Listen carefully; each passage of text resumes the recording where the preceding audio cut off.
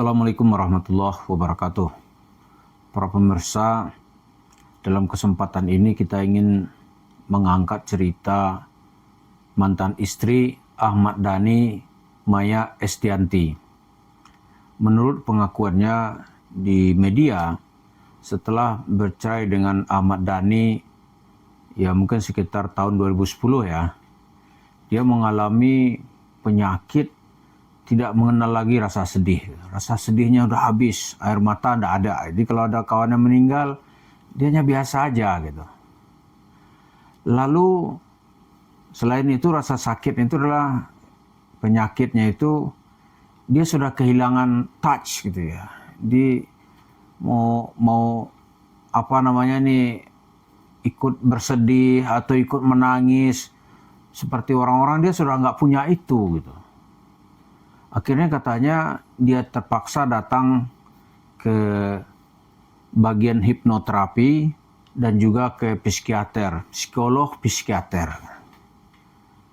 Apa yang dilakukan di situ ada terapi sehingga akhirnya dia bisa sembuh gitu. Bisa sembuh tuh bisa menangis. Jadi rupanya bisa menangis, bisa lagi punya rasa empati, kasihan. Itu rupanya gejala jiwa gitu. Lalu apa hubungan cerita ini dengan Yusuf Mansur? Nah ini yang mau kita angkat ini. Yusuf Mansur sebenarnya sekarang itu dia juga sedang mengalami penyakit jiwa. Yakin saya kalau dibawa itu. Harusnya dia juga pergi ke hipnoterapi. Ya, bagaimana dia tuh seperti dikembalikan ya. Sehingga dia itu punya rasa kasihan gitu. Kalau Yusuf Mansur punya dikembalikan, dia punya rasa kasihan. Dia pergi ke psikolog, bagaimana dia tuh jangan sampai terus-menerusan seperti ini, nggak hilang rasa kasihannya ya. Di jiwanya itulah jiwa sadis yang ingin mengambil harta orang lain gitu. Yang ketiga, penyakit Yusuf Mansur sekarang ini kita kira itu dalam istilah apa itu disebut dengan kleptomania gitu. Jadi ingin mengambil harta orang sehingga menjadi hartanya. Cara yang dia lakukan ya mungkin menjual cerita-cerita yang di luar nalar.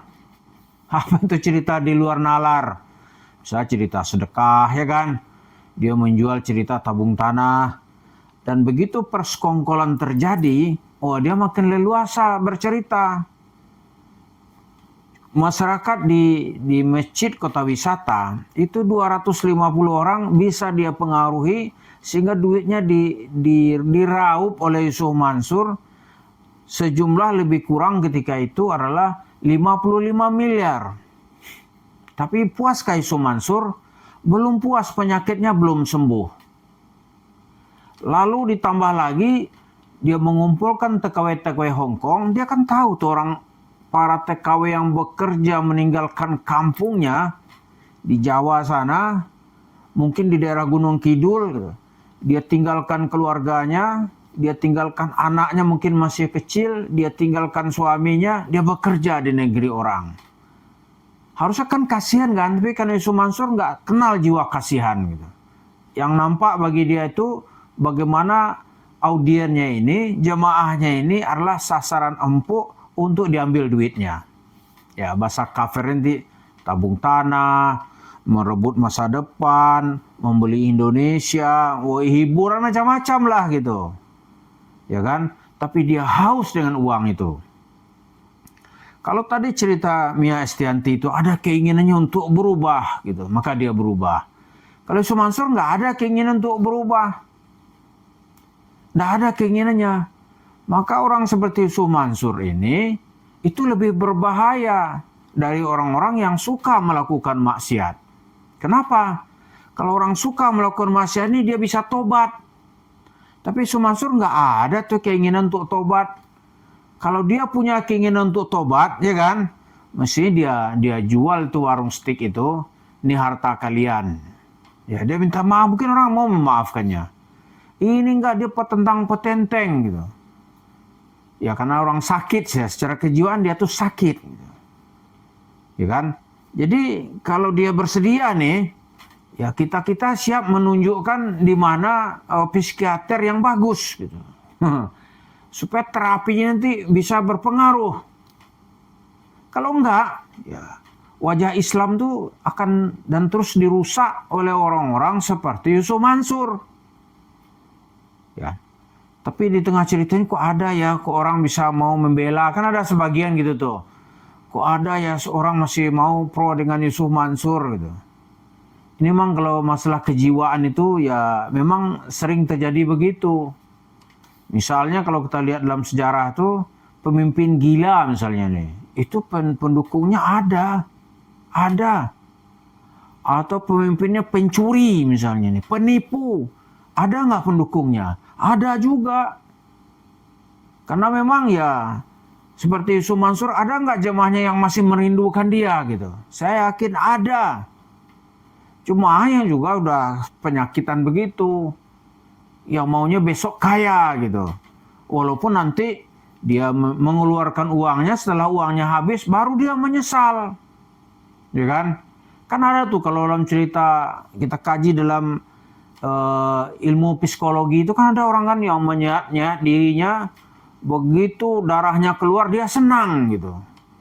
Sampai nanti datang dokter yang mengobati. Kan seperti itu. Atau seperti masyarakat yang narkoba gitu. Ketika dia sakau, dia kan ingin menyakiti dirinya. Karena dia mau eskapis.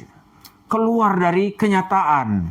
Nah, Yusuf Mansur ini adalah nabi yang membawa masyarakat yang sudah sakit ini untuk keluar menjadi berhalu-halu.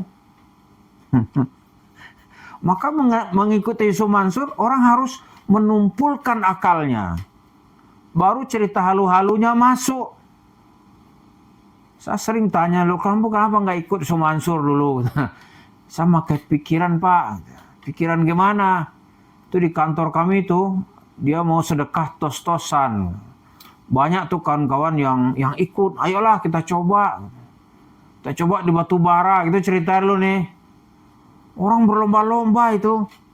Ingin meraih keuntungan yang lebih besar. Pada saat yang sama juga bisa membela agama Islam. Itulah logikanya ya. Meraih keuntungan, bisa membela Islam, rumah tahfiz, sekaligus menutup dan membersihkan dosa. Nah, sehingga nanti begitu meninggal masuk surga. Uangnya kalau nggak tahu lah uang gimana, jangan dipersoalkan lah gitulah kira-kira ya. Yang jelas datanglah seorang ya, dalam tanda kutip seperti nabi yang membuat riwayat hidupnya bisa dihapus, lalu uangnya terus bertambah, rumah tahfiz bisa dia bela, mati dalam keadaan husnul khatimah, masuk ke dalam surganya Allah. Amin. Kan itu harapan dulu tuh. Tapi Yusuf Mansur kondisi ini nanti dia bajak. Dia selewengkan sama orang sakit. Ya kan, dia berpikir nih uang dia gitu. Seperti seorang kena penyakit kleptomania gitu. Ya kan? Lalu dengan cara-cara begini penyelesaiannya apa? Harus ada terapi ekstrim. Terapi ekstrim. Sama seperti orang ingin menguruskan badan, kalau di Amerika itu berat badannya misalnya 120 kilo. Tingginya cuma 50, berapa? Tinggi cuma 150 cm. Beratnya 120 kilo. Itu kan beratnya udah kayak apa itu. Terapinya harus ekstrim. Kalau di Amerika dia dimasukkan ke dalam penjara, 3 bulan hanya dikasih no karbohidrat. Kasih air minum, kasih sop gitu-gitu mungkin ya. Dia berteriak-teriak kelaparan nih, biarin aja. Setelah 2 bulan badannya turun drastis. Nanti 6 bulan mungkin bentuk tubuhnya kembali ideal. Nah, Yusuf Mansur tentu perlu terapi terapi ekstrim. Ya misalnya dipenjarain gitu kan, dihukum 10 tahun di ruang isolasi misalnya ya. Oh itu sembuh dia saya kira itu. Diambil semua hartanya dikembalikan kepada jemaahnya. Warung steaknya dijual gitu. Uangnya dikembalikan. Oh mungkin dia sembuh gitu. Jadi itu kira-kira kalau artis dia tahu cara jalan menyembuhkan dirinya. Nah Yusuf Mansur kita harap juga tahu jalan untuk menyembuhkan dirinya. Yaitu dengan cara ya pergi ke tempat hipnoterapis dan pergi ke psikiater gitu. dan yang ketiga nanti mungkin jalan tobat bisa dia lalui. Terima kasih. Assalamualaikum warahmatullahi wabarakatuh.